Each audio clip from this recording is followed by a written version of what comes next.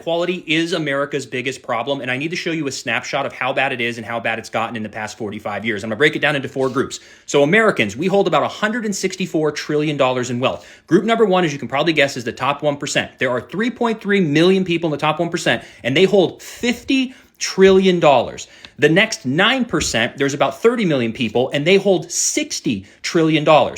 So combining those two groups is the top 10% who hold $110 trillion of our nation's wealth. Now, group three is the next 40%. There's 133 million people in this group, and they hold $50 trillion. But this group number three is what I'm calling the old school middle class. A lot of people in this group are over 50 years old. These are factory workers, mailmen, school teachers, police officers, the old school American dream where you could buy a house and build wealth, invest a little in the stock market, and have a great retirement. Then we go to group number four, which is the bottom 50%. There are 175 million people in the bottom 50%, and they hold only $4 trillion.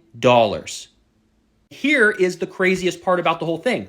Back in the 1980-ish, adjusted for inflation, America's wealth was about $30 trillion. And today it's about $164 trillion. So in 45 years, the nation's wealth grew over $130 trillion. But unfortunately, back in 1980, the bottom 50% adjusted for inflation had $2 trillion of the nation's wealth.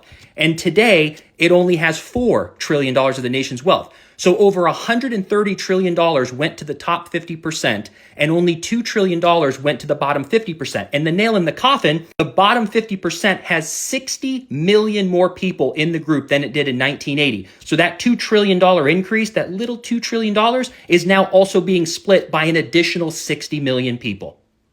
This is going to continue to get worse, and we need to focus on economic policies that will raise the wages of the working people so they can afford a house and they can invest in assets so they can eventually climb the ladder, because it clearly, the trickle-down economics over 45 years did not work.